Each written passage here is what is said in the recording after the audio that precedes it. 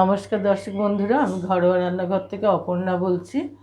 আজকে একটা vegetable recipe নিয়ে এসেছি আপনাদের সঙ্গে শেয়ার করতে। এখন তো এই সিজনে আমরা প্রচুর পরিমাণে পেয়ে থাকি এই সজনের ডাঁটা। সাধারণত আমরা মোটা মোটা ডাঁটাগুলি চচ্চড়ি করে নানান রকমভাবে খেয়ে থাকি, শুক্তোতেও দিয়ে থাকি। আজকে আমি এই একটু অন্য ধরনের করছি। এই সরু সরু কচি কচি একদম ডাঁটাগুলো, এগুলো আমরা শুক্তোতে দিই, নয়তো কীভাবে রাঁধবো চিন্তা করি আজকে আমি এই রেসিপিটা যেভাবে বানাচ্ছি হয়তো আপনারা খেয়েছেন।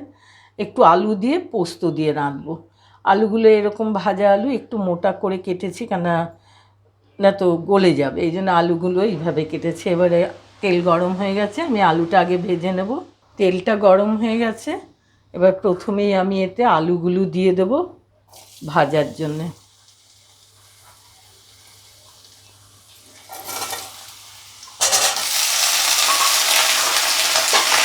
খুব হালকা একটু হলুদ দেব, সব রান্নাতে একটু দেওয়ার দরকার, এর জন্য রঙের কোনো পরিবর্তন হবে না।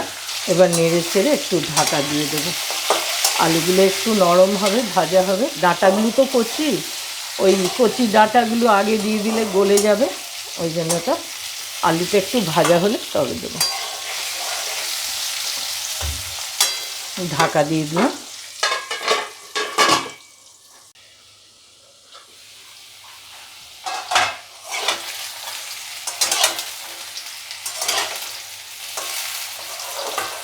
মোটামুটি একটু ভালো ভাজা হয়েছে, হালকা লাল রঙ এসছে।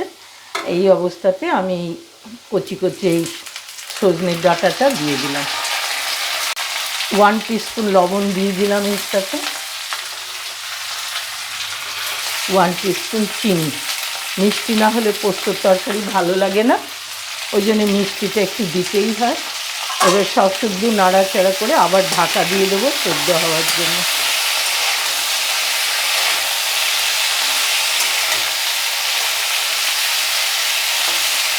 একটু নাড়াচাড়া করে অল্প জল দিতে হবে।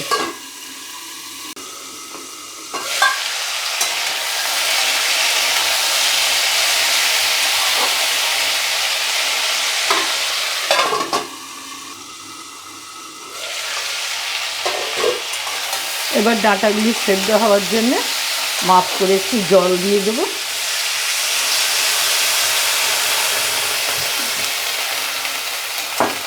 এতে ডাঁটা আর আলুটা সেদ্ধ হয়ে যাবে। বেশি জল দিলে এটা একেবারে গলে যাবে, তো এই জন্য অল্প জল দিলাম। আবার ঢাকা দিয়ে দেবো, সেদ্ধ হোক।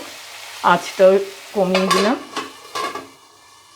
দর্শক বন্ধুরা, আমার এটা হয়ে গেছে, দেখুন ডাঁটাগুলো সুসিদ্ধ হয়ে গেছে, আলুও সেদ্ধ হয়ে গেছে। এবার আমি এই যে পোস্ত বাটাটা দিয়ে দিলাম এর মধ্যে।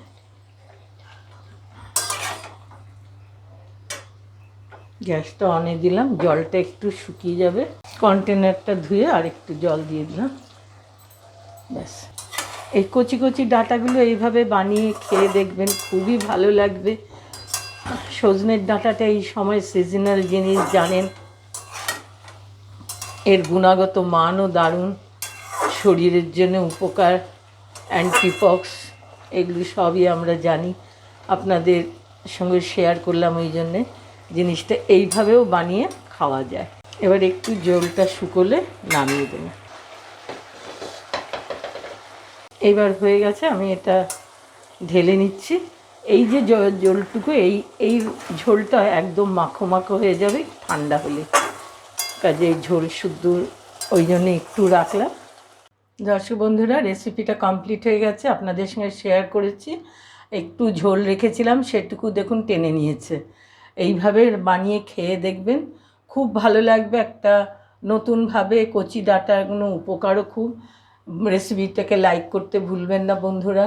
নতুন বন্ধুরা লাইক করে সাবস্ক্রাইব করে বেল আইকনটা অবশ্যই টিপে দেবেন, যাতে আমার সব রেসিপিগুলো আপনারাও দেখতে পারেন। নতুন নতুন রেসিপি অনেক নিয়ে আসছি, আর সকলের সঙ্গে শেয়ার করবেন। ভালো থাকবেন, আজকের মতো রাখছি।